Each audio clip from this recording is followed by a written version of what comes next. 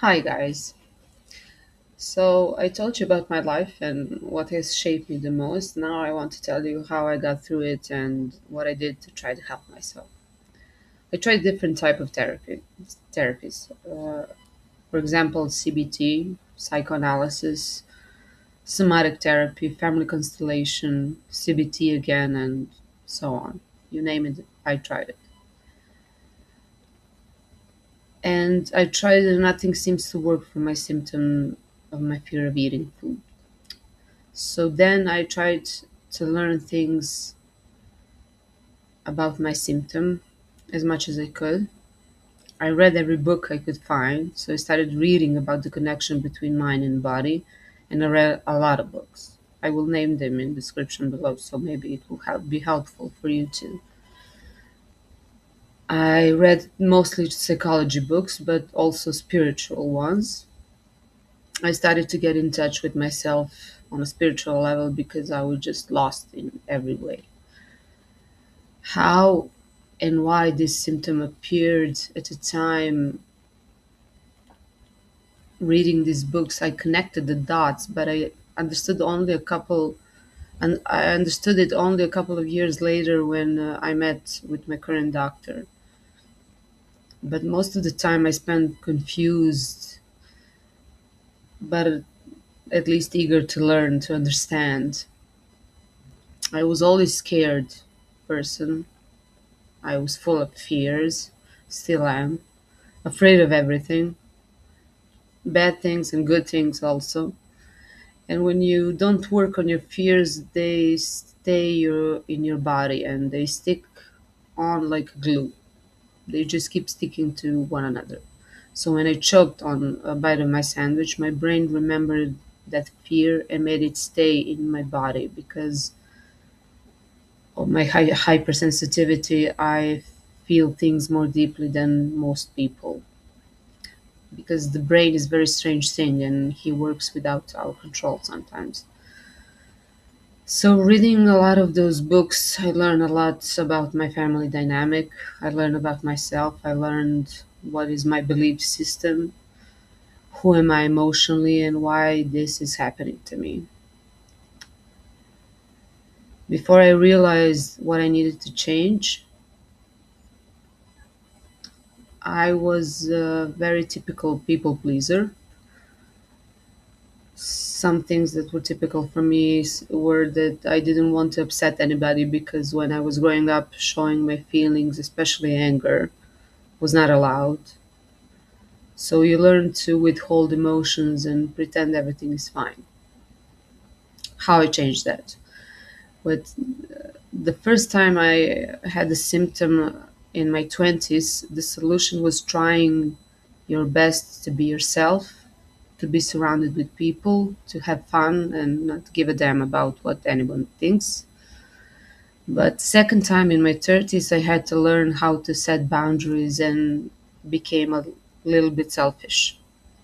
The reason why I isolated myself from everyone was because I didn't feel understood. So isolating myself, I believed I was setting the boundaries, but what actually happened was I built walls around me. It was my way of protection. And that's okay. But now I think that that was the wrong path for me. I don't regret it because I remember how weak I was and that was the only way back then. It was easier to be alone in my pain and deal with it the best way I knew how. So every time I moved a bit, it was because I had had enough. The negative emotion just built up that much that I just have to move. When I think about it, the worst times, I could have given up on myself. But God knows why I didn't want. I wanted to fight it, and I wanted to be better for me, not for anybody else, but I wanted to be better for me. So I continue educating myself whenever I can, and I think everybody would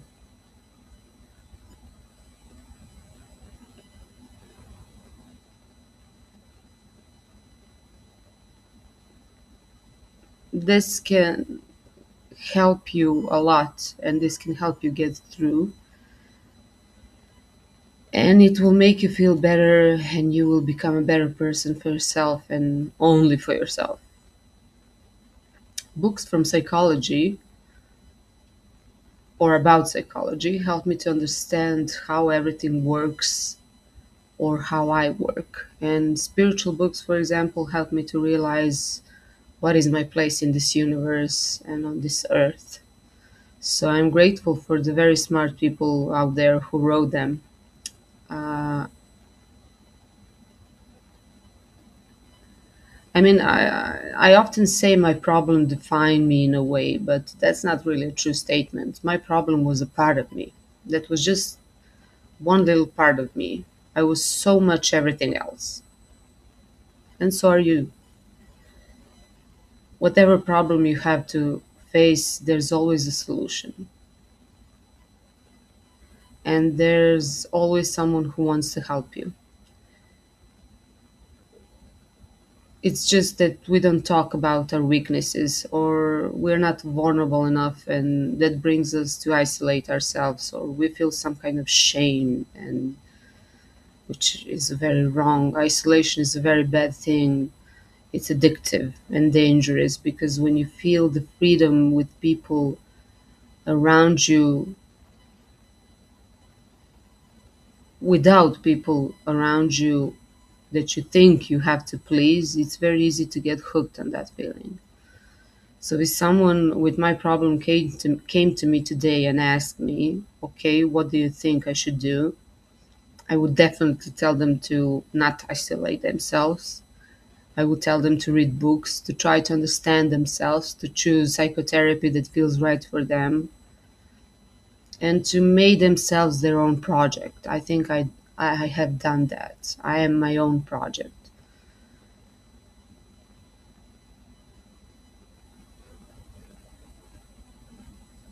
And I just knew that I had to do something because there is no other choice. You cannot love anybody else more than you love yourself, and that's just the truth. So, after I started medication with this doctor that I'm still seeing today, I gained some weight, which is another problem on its own. But medications gave me the strength to carry on and to function and be amongst people that I love. It kind of they were a bridge to life, to back to life.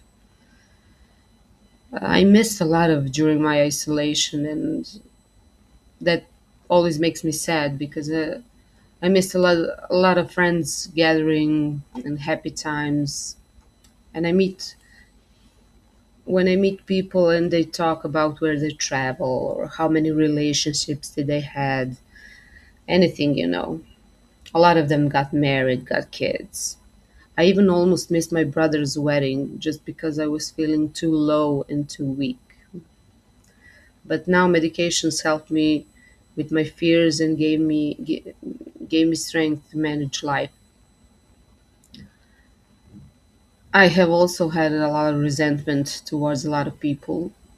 I had to work on that. Now I'm at peace with everything and everybody. That is also a part of the work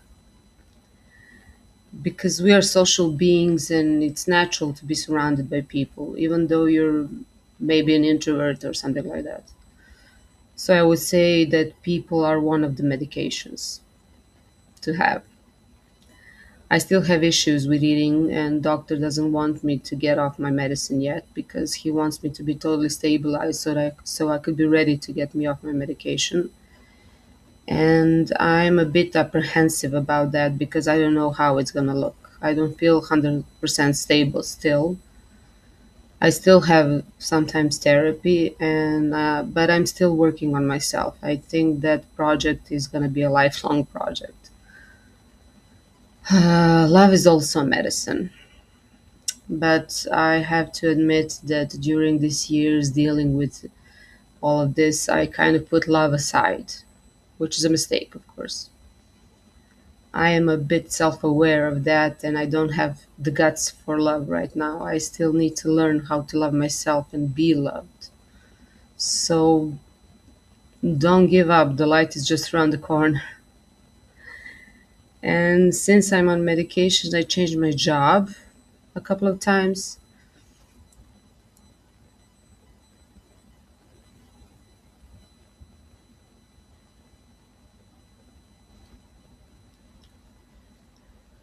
I had some bad experiences on these jobs, but I had to meet some people that didn't understand my problem and rejected the idea of someone having to take medication for depression and anxiety. And it's still a taboo or still something someone should avoid. So I met with closed-minded people on the way. So I changed jobs. Now I'm working in administration of a very wholesome and holistic company, where the owner of the company is this magical person who has owned this firm for 40 years. She's the most understanding person that I had in this part of my life. But I did have to, quote unquote, kiss a lot of frogs before I found this job. I was lucky I had a couple of jobs where I did have very understanding people, and some of them are my friends now, and I love them dearly. So find what is working for you. Don't settle for anything. So back to love. I think I feel most complete now when I love people, when I have this feeling of unconditional love for my family or for my parents or brother and his family or for my friends. And it's sometimes like a natural high. So find love. And when I say don't give up, it's because there are so much stories to be lived, and I'm very excited about my future. I'm looking forward to traveling, to laugh with my friends as much as I can, to be there for one another, to just be love. I don't know how this journey is going to continue and who is going to show up along the way, but I will always choose love, and I will always choose people who bring me joy and who are there for me when I needed them. So, to make an exit, is there a light at the end of the tunnel? Yes, there is. I have people telling me that I have to be proud of myself. And actually, my friend suggested that I make this entry about how I should be proud of myself. And I thank her for that because I had to think about it how.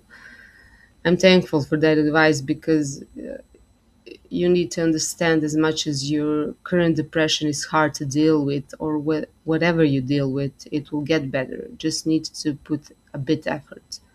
So the short version of my update would be I'm on medication, I'm eating well. I just gained some weight because of the medications, but I'm working on that. I'm going on regular workouts with my excellent trainer, who is also one of the people who understands everything, who I told my whole story, and who's helping me get off the medication and lose weight. I'm on a diet because I love my body and I want to be healthy. A month ago, I had this appendix burst. It was kind of a wake up call, life threatening operation, but I survived it. I mean, I survived, and I'm a survivor, and that's life. That's everything. It's just everything is part of life. So you have to accept it like that and to know that is okay. The thing that I would want people listening this to know, that with whatever issue they're dealing with,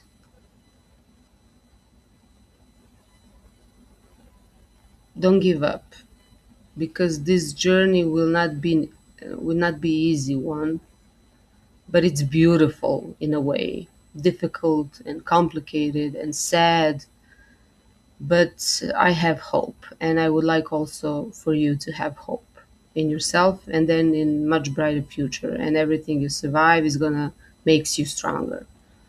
And on the other hand, end of everything, you will feel proud of yourself. You will feel stronger, and you will look back and think, yeah, I survived it, and I'm surviving and thriving, and everything is okay. So, also, one update: I'm not living with my parents anymore. I'm living in the center of Belgrade, which is a bit expensive, so I can hardly afford it. But I'm working and I'm trying to live my best life as much as I can. So for now, just don't give up. It's coming. It's just a path, and you have to go through it, and you will come out at the end of the tunnel. I promise you that. So, lots of love. Peace.